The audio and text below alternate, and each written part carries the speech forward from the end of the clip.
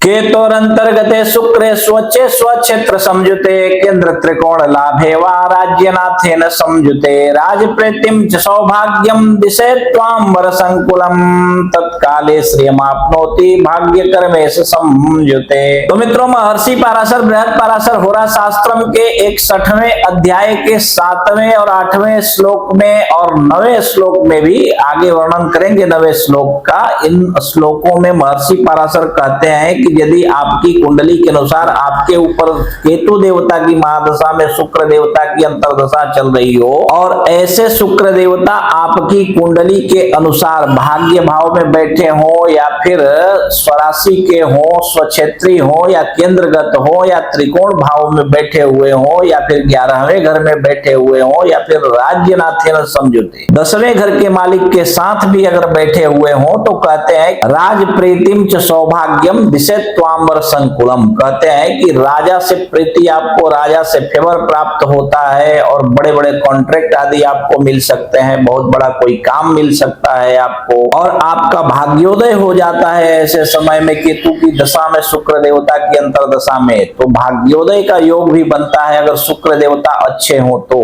और कहते हैं कि दिशेत अंबर भूषणम अंबर संकुलम, दिशेत अंबर संकुलम। कहते हैं कि बहुत बड़ा घर आपको मिल जाता है, बहुत बड़ा राजयोग की तरह आप ऐश करने वाले घर में चले जाते हैं। और इतना ही नहीं, आगे कहते हैं कि तत्काले श्रियमाप्नोति, है ना, तत्काल धन की प्राप्ति आपको होने लगती है और बहुत ज्यादा चारों दिशाओं से धन जैसे बरसने लगता है। कहते हैं, एक कहावत है कि छप्पर फाड़ के लक्ष्मी बरस रही है। तो ऐसी स्थितियां आपके जीवन में ऐसे समय में बन जाती है। और कहते हैं कि यदि भाग्य और कर्म का मालिक उसके साथ में बैठा हो या फिर शुक्र स्वयं हो भाग्येश और कर्मेश, ऐसी स्थिति में अगर हो तब तो ये बात कई गुना बढ़ जाती है, अर्थात धन की प्राप्ति कई गुना आपको होने लगती है। और 9वें श्लोक में कहते हैं कि नष्ट राज्य धन प्राप्ते सुखवाहन उत्तमम सेतु स्नानादिकम चैव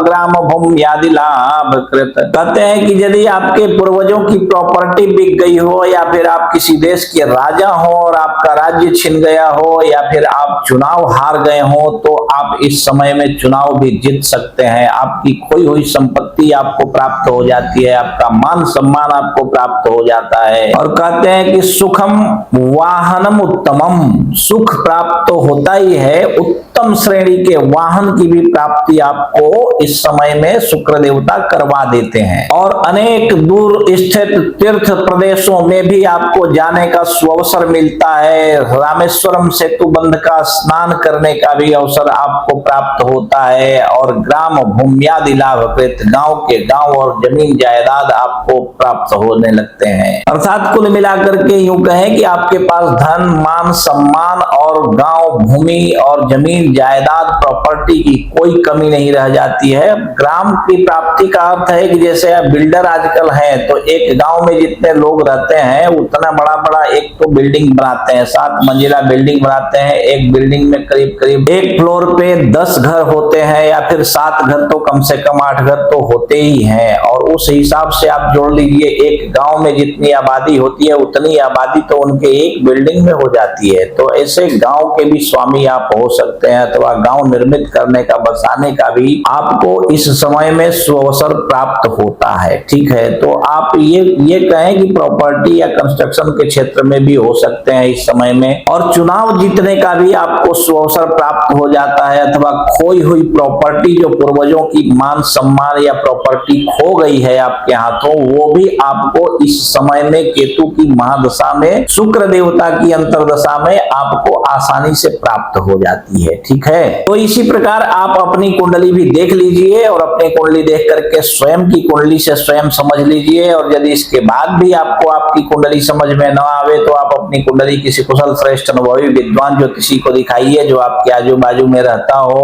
और यदि कोई श्रेष्ठ विद्वान आपको न मिले तो आप अपनी कुंडली हमें दिखा सकते हैं। आप देश विदेश कहीं भी रहते हो, हमको व्हाट्सएप पे एक मैसेज कीजिए कि अपॉइंटमेंट लेना है और अपॉइंटमेंट कंफर्म होने के बाद हम आपकी कुंडली देखकर फोन पर ही एक एक बात विस्तार पूर्वक समझाकर बतला देंगे। ठीक है।